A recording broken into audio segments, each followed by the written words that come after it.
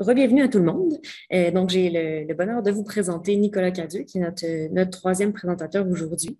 Donc, Nicolas a fait un baccalauréat multidisciplinaire, ce qui est approprié pour l'archéologie. Donc, en études classiques, espagnol et enseignement à l'Université d'Ottawa. Donc, il a enseigné. Ensuite, il a participé aux fouilles subaquatiques de l'épave du Elizabeth and Mary, qui a sombré en 1690 et qui était un des gros projets de la dernière décennie. Puis ensuite, son intérêt pour l'archéologie a fleuri, on va dire ça comme ça. Puis il a fait une maîtrise en anthropologie à l'Université de Montréal, puis s'est spécialisé en archéologie. Il a travaillé pendant plusieurs années là, comme spécialiste en géomatique et en informatique pour les entreprises Archaeotech Inc., où il a dirigé vraiment l'équipe de recherche et développement en archéologie numérique, chose qui prend de plus en plus de place dans nos vies. Puis présentement, le candidat au doctorat au sein du groupe ARSL, donc Applied Remote Sensing Laboratory à McGill. Là, il poursuit là, ses recherches sur les modèles numériques d'élévation qu'on utilise en archéologie. Puis, il est programmeur géomaticien spécialiste en télédétection. Donc, il participe à plusieurs projets éparpillés un peu partout sur la planète. Donc, le Canadian Airborne Biodiversity Observatory, puis le Peruvian Amazon Rural Livelihood and Poverty. Donc, ce projet-là. Puis, un dernier également qui s'appelle le projet Singe de Comoé en Côte d'Ivoire. Donc, réparti un peu partout, ce qui permet justement l'utilisation de satellites et autres technologies qui sont de plus en plus utiles et peu connues en archéologie. Donc, je lui laisse la parole pour 30 belles minutes. À toi, le micro, Nicolas. Alors aujourd'hui, je vais tenter de faire le lien entre les archéologues, les géographes et les astronautes en regardant le rôle de la géomatique.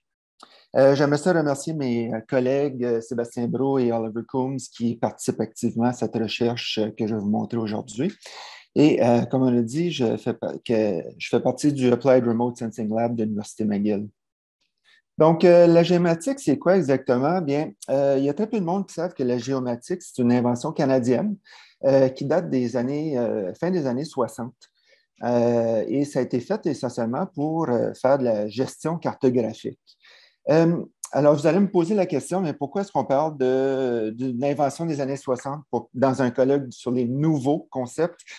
C'est tout simplement parce que la géomatique a été faite pour fonctionner sur un IBM modèle 50 qui nous coûtait 32 000 par mois en location à l'époque.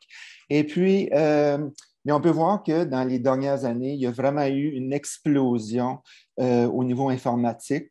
Donc, si on regarde, si on fait la différence entre les deux avec un iPhone de première génération, on a définitivement une multiplication du pouvoir des ordinateurs et une baisse importante des coûts. Donc, tout ça a fait que la géomatique est maintenant accessible à tous. Et autour de l'an 2000, la géomatique, qu'on appelle GIS en anglais, est passée de Geographic Information System, où on avait des systèmes qui étaient des bases de données cartographiques, où on pouvait faire de la représentation de données spatiales existantes, vers le Geographic Information Science. Et maintenant, on est vraiment dans un monde de modélisation, puis même de génération et de création de nouvelles données. Et ce, grâce à la multiplication du pouvoir des ordinateurs. Un autre grand mouvement, ça a été la démocratisation des SIG via la participation active de la communauté open source. Aujourd'hui, on va parler de deux projets en particulier, le projet QGIS, qui est un système d'information géographique, et GEODA, qui est un excellent logiciel de statistique spatiale créé par Luc Ancelin. Je vais vous parler aujourd'hui du projet PARLAP. C'est un projet qui vise à étudier la pauvreté dans l'Amazonie péruvienne. C'est un projet multidisciplinaire entre l'Université McGill et plusieurs universités au Japon, avec donc, ça va rejoindre l'archéologie, la géographie physique, la géographie économique et la géographie humaine également. Donc, il y a beaucoup de volets à ce projet-là. Donc, le projet PARLAP, c'est au Pérou et ils se sont concentrés sur 5 bassins versants qu'on voit ici. L'Amazonie péruvienne, c'est quoi? Bien, c'est des villages qui vivent sur le bord des rivières ces rivières-là vont éventuellement tous se jeter dans le fleuve Amazon. Et on parle de villages qui contiennent une trentaine à une cinquantaine d'habitations. Et ces gens-là ont été rencontrés par des géographes, des ethnologues, des anthropologues pour leur demander des questions sur les liens familiaux, le niveau socio-économique. Donc, il y a eu beaucoup de questions pour essayer de comprendre un peu comment vivaient ces gens-là. Donc, les gens vivent d'agriculture, de chasse, de pêche, d'extraction de ressources forestières. Et tout ça va être amené au marché local via la rivière. Les distances entre les rivières sont typiquement pas calculées en kilomètres, mais en nombre de méandres qu'on doit traverser. Et c'est vraiment la rivière qui est le mode de transport de toutes les marchandises et qui est à la base de toutes les communications dans l'Amazonie péruvienne. Donc, moi, ce que je vais vous faire aujourd'hui, c'est que je vais vous montrer les 4 utilisations de la géomatique dans chacun de ces différents volets-là de recherche. Donc, moi, je suis arrivé dans ce projet ici parce que les chercheurs avaient placé avec un GPS une rivière thermale qu'ils avaient trouvée en proximité d'un site archéologique. Ils voulaient comprendre le lien entre la rivière thermale et le site. Donc, ils sont allés voir l'équipe de télédétection et l'équipe de télédétection leur a dit, bien, on a un archéologue, il faut bien que ça serve à quoi, on va vous l'envoyer. Alors, ce qu'on m'a demandé, c'est de trouver la rivière en question, mais de faire le lien entre la rivière et le site. On est dans cette partie-ci du Pérou. Et la première chose qu'on est allé faire, c'est en rouge, donc on a la rivière thermale, et en bleu, le site Sunicaño. Et donc, on a commencé avec la photographie satellitaire classique. Et malheureusement, on ne pouvait absolument rien voir. Donc, on a passé à la prochaine étape, qui est l'imagerie radar, qui a une très bonne absorption de l'eau et qui nous donne des très, très, très bons contrastes. Malheureusement, la rivière est encore absente. Heureusement, les données radar qu'on voit ici ont également été utilisées pour faire un modèle numérique d'élévation qui a été créé par la NASA, qui s'appelle les SRTM, qui aujourd'hui sont devenus les NASADEM. Donc, ce qu'on voit ici, c'est en termes de couleurs, c'est des altitudes. Donc, plus c'est noir, plus l'altitude est élevée. Et avec un modèle numérique d'élévation, on peut lui donner la palette de couleurs qu'on veut. On peut lui donner une texture. Là, on a modélisé l'ombrage et on peut faire de la 3D avec ça. C'est ce qui est derrière la 3D dans Google Earth et différents logiciels comme ça. Donc, heureusement, avec les données 3D, c'est possible de faire une modélisation de l'écoulement. Donc, c'est ce que j'ai fait et c'est finalement en modélisant l'écoulement de l'eau dans ce micro-bassin versant-là qu'on a réussi à faire le lien entre la rivière thermale et le site Sunicaño. Donc, je suis rentré dans le projet avec le volet archéologique, mais quelques mois plus tard, ils m'ont appelé parce qu'ils étaient en train de travailler un réseau linéaire hydrique pour 5 des bassins versants. En passant, moi, je suis le gars qui est en train de sauter dans l'eau ici. Hein. Donc, pourquoi faire un réseau linéaire? Bien, c'est parce qu'ils voulaient comprendre la distance fluviale. La distance fluviale, c'est une variable qui est super importante pour comprendre et modéliser la pauvreté en zone fluviale. Il y a des coûts importants associés au transport de marchandises. Il y a un lien direct entre l'isolement des communautés et le niveau de richesse. Donc, un réseau hydrique linéaire, ça a l'air de ça. Un gros paquet de lignes. Malheureusement, celle-ci avait été dessinée par des techniciens AutoCAD, sans doute des architectes qui avaient tracé des cartes topographiques. Et puis, ils essayaient de tourner des algorithmes là-dessus, puis il n'y a rien qui fonctionnait. Donc là, ils m'ont appelé, puis ils m'ont dit, pourquoi est-ce que ça ne fonctionne pas?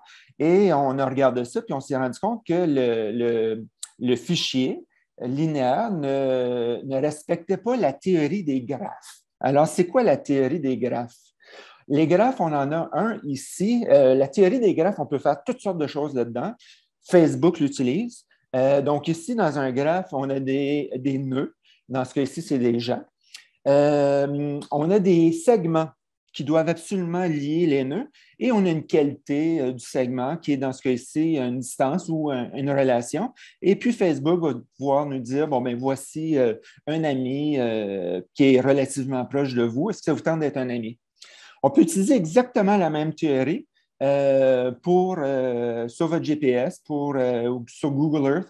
Et puis, donc, on peut facilement voir là, que c'est beaucoup plus facile de passer de Paris à Madrid en restant en Europe plutôt que de passer par la capitale de l'Australie. Alors, ça, c'est le principe d'un réseau ou d'un graphe. Maintenant, il y a plein de règles et on s'est rendu compte en regardant les fichiers que les règles n'étaient pas respectées. La règle d'or, c'est que c'est un réseau linéaire. Donc ici, on avait plein de polygones qui représentaient les rivières en bleu pâle. Et donc la première étape, ça a été de prendre le centroïde de chacun de ces polygones-là et de créer un réseau qui était linéaire, fait avec des lignes. Puis ensuite, il y a plein de règles qui avaient été violées. Ça, c'est typique quand on utilise des données faites par des techniciens AutoCAD, c'est qu'on a ici, parmi les règles qu'on viole souvent, c'est il faut absolument 4 lignes, sinon c'est considéré des lignes qui ne se touchent pas. Ici, il faut absolument que les lignes soient accrochées les unes aux autres si on veut que ça fonctionne. Il faut éviter les doublons, il faut éviter les faux polygones. Et tout ça, c'est des règles là, qui n'étaient pas respectées par les fichiers. Ensuite, après avoir travaillé le fichier, d'avoir appris, parce que moi aussi, c'était la première fois que je travaillais avec ce genre de problème-là. Après avoir réglé tout ça, on voulait également avoir une direction du courant. Alors, le fichier avait été vectorisé ou dessiné dans toutes sortes de directions. Nous, on voulait absolument que les lignes partent du haut de la rivière et se dirigent en aval. Donc, pour faire ça, on a pris les modèles numériques d'élévation de la NASA et on a identifié est-ce que le début de la ligne part effectivement plus haut que le bas de la ligne. Et si ce n'était pas le cas, on pouvait inverser la ligne pour tout aligner le réseau fluvial. Et avec plusieurs mois d'efforts, on a réussi à vectoriser les 5 bassins versants qui étaient là dans le but de passer à une prochaine étude. Maintenant, on s'est rendu compte qu'on avait fait beaucoup d'apprentissage en trouvant toutes ces erreurs-là. Alors, j'ai décidé de créer ce qu'on appelle un modèle QGIS. Dans QGIS, donc un logiciel qui est un SIG, les modèles sont des algorithmes qui nous donnent une interface graphique vers une série d'algorithmes qu'on a nous-mêmes créés avec une interface graphique. Donc, c'est un peu de la programmation pour des nuls où on peut lier plein d'algorithmes les uns avec les autres. Puis quand on part le logiciel, bien, tous ces algorithmes-là vont rouler les uns après les autres. Et puis, donc, le résultat, c'est qu'aujourd'hui, ça ici, c'est un exemple d'un Allemand qui voulait faire un réseau de télécommunications. On peut voir toutes les erreurs qu'il y avait sur son réseau. Il y en a quelques-unes, c'est moi qui les ai ajoutées, mais tout le restant, c'est des erreurs typiques qu'on pouvait voir. Donc maintenant, on a pris nos connaissances et on les a partagées avec les autres. Maintenant qu'on avait notre réseau fluvial, il voulait faire des matrices de distance. Il voulait savoir, donc le but était vraiment de modéliser l'isolement des communautés. Alors, il voulait faire le calcul du plus proche chemin de toutes les communautés vers toutes les autres communautés. Donc, un Dijkstra de tous à tous, qu'on appelle. Ensuite, il voulait modéliser la difficulté du transport, donc avoir le nombre de kilomètres qu'il fallait descendre la rivière versus le nombre de kilomètres où il fallait monter la rivière. Et le but était de faire une immense matrice de distance qui, elle, ensuite, vous tournerait dans un super ordinateur pour pouvoir faire une modélisation des 5 bassins versants. Les difficultés, pour faire ce travail-là, bien, c'est qu'au début, on avait fait une première étude avec 919 communautés. Maintenant, ils voulaient modéliser pas juste les communautés, mais ils voulaient modéliser les bassins versants au complet. Donc, ils ont eu la merveilleuse idée de tout découper les bassins versants en carroyage de 1 km par 1 km, de trouver le centroïde de ces carroyages-là qui étaient proches de la rivière, et ils voulaient faire les calculs à partir de ces données-là. Le problème, c'est qu'on avait maintenant 613 millions de calculs à faire. Donc, ça augmente vite, ce genre de calcul-là. Une matrice de 16 000 par 16 000, c'est pas loin de 260 millions de données dans un chiffrier Excel. Alors, on comprend que c'était un peu compliqué. Donc, la solution, ça a été d'utiliser la librairie NetworkX, qui est une librairie Python qui est également open source. Et ensuite, on a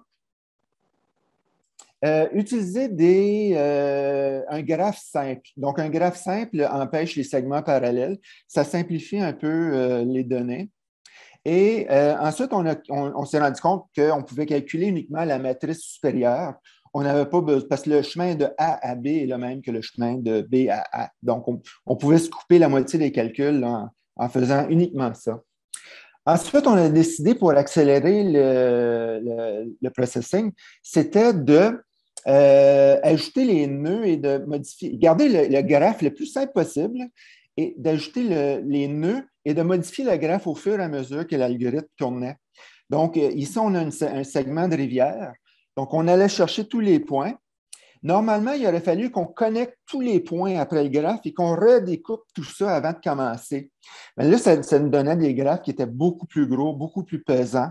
Donc, ce qu'on a décidé de faire, c'était de choisir l'endroit où on partait et le premier endroit où on voulait arriver.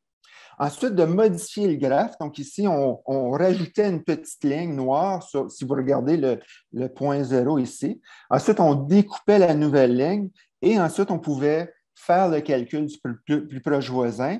Et après ça, on balançait le tout et on recommençait. Maintenant, la potion magique qui nous a vraiment permis d'accélérer le tout, c'est d'utiliser la programmation concurrente. Et donc, essentiellement, on prend un problème, on le découpe en petits morceaux et ça nous permet de vraiment utiliser les processeurs à leur plein pouvoir, plutôt que d'avoir juste un processeur qui tourne sur l'ordinateur. Donc, le résultat, c'est que ce qui devait nous prendre 146 ans au début, on a réussi à le faire en 166 heures de calcul et on avait entre 25 000 et 84 000 solutions par minute sur un ordinateur qui avait 12 processeurs.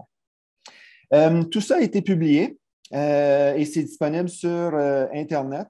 Une publication de NDPI. Ça a été consulté et téléchargé plus de 10 600 fois en date de la semaine passée, ce qui est infiniment plus que n'importe quelle bêtise que j'ai mis sur Facebook.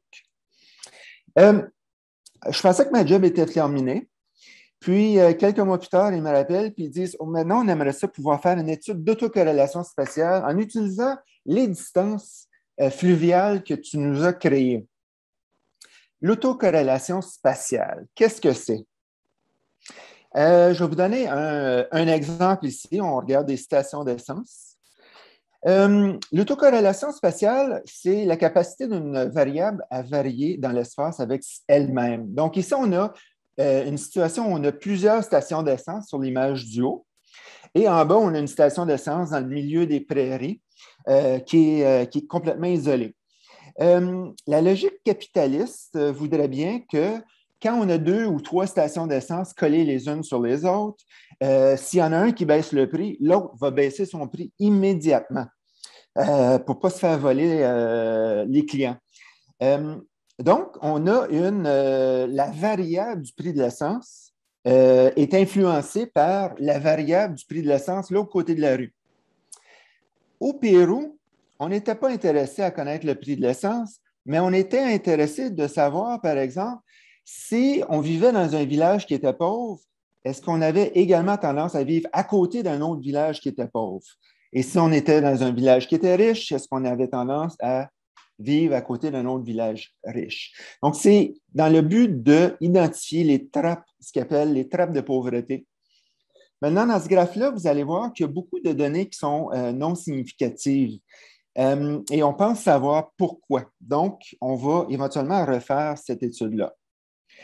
La raison qu'on a probablement beaucoup de résultats qui sont non significatifs, c'est à cause de la notion de voisinage.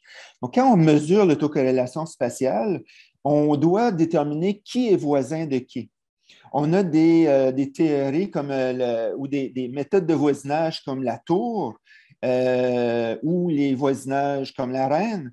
Mais quand on parle de points, on est souvent dans le monde de distance euclidienne. Les distances essentiellement en ligne droite avec le plus proche voisin. Le problème, c'est quand on est sur une rivière et qu'on utilise des distances euclidiennes, bien, on va relier des sites qui ne sont tout simplement pas reliés ensemble. Donc, ce qu'il voulait faire, c'est prendre les matrices que j'avais développées et de pouvoir utiliser ces matrices-là pour pouvoir refaire l'étude d'autocorrélation spatiale. Naturellement, les logiciels n'existaient pas pour faire ces matrices-là, donc on a encore une fois été obligé de faire nos propres programmations. Donc, l'entrée pour ce logiciel-là, essentiellement, on commence avec les points et les matrices de distance qu'on a développées dans les premiers modules. Ensuite, ici, la première chose qu'on fait, c'est qu'on complète la deuxième moitié des matrices qu'on n'avait pas calculées un peu plus tôt. Puis ensuite, on lui indique le type de distance qu'on veut. Donc, on peut dire regrouper tous les sites à l'intérieur de 30 km ou on peut lui dire regrouper tous les sites avec leurs 10 plus proches voisins. Puis on peut même donner une distance maximale, donc aller pas plus loin que 50 km. Alors, ce qu'il voulait, c'était uniquement ça ici, c'était la création d'une matrice de distance dans le format WGT, qui est le format WEIGHT, pour le logiciel de Geoda, qui, j'ai dit, est un excellent logiciel de statistique spatiale. Maintenant, étant donné qu'on a des données en SIG, on pouvait également visualiser ces matrices-là. Donc, on a rajouté tout un côté de visualisation pour pouvoir mieux comprendre plutôt que de juste voir des chiffres dans une matrice, là, on pouvait vraiment mieux voir. Donc, dans ce cas ici, en bleu, ou ce qui varie de bleu à blanc, c'est la distance entre les endroits. La deuxième chose qu'on a faite, c'est qu'on a fait des statistiques dans les composantes. Donc, les composantes, c'est le nombre de groupements qu'on fait. Si on demande une matrice de voisins de 30 km, combien de groupes est-ce que ça fait? Et on peut générer à l'intérieur de ces groupes-là des statistiques sur le minimum, le maximum, l'écart type, tout ça, des histogrammes. Donc, ça, c'est la première forme de visualisation. La deuxième forme de visualisation qu'on fait, c'est des représentations groupées en regroupement. Donc, au début, c'est un peu du chinois comme ça, mais si on isole un groupe, on peut voir un groupe avec tous ses voisins. Ce qui est intéressant de cette manière-là, c'est, bon, premièrement, on peut voir là, quels voisins ont été sélectionnés, mais ensuite, on peut faire j'ai un peu de difficulté avec l'ordinateur. On peut visualiser donc ici avec la couleur, on demande les voisins avec une distance de 30 km et ce qui est en couleur, c'est le nombre de voisins. Donc, on peut voir que dans cette partie ici, dans le sud de la carte, on a beaucoup plus de voisins qui sont regroupés ensemble versus en haut où on a de 1 à 5 voisins. Ici, hop, celle-ci. Maintenant, on a une matrice qui est faite en termes de donnez-moi tous les sites regroupés avec leurs 10 voisins. Et ce qu'on peut visualiser, c'est la distance moyenne entre un site et tous ses voisins. Donc, on peut voir encore une fois au sud, on a une distance moyenne qui est beaucoup plus basse. Donc, tout ça va nous apporter plus d'informations pour pouvoir mieux interpréter l'autocorrélation spatiale.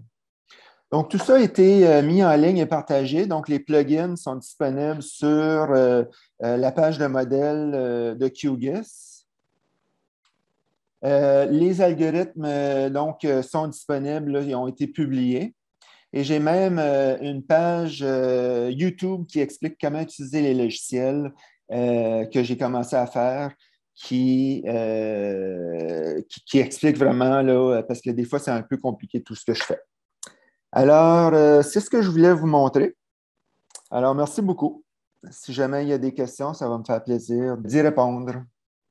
Ben, merci beaucoup, Nicolas. C'était absolument fascinant.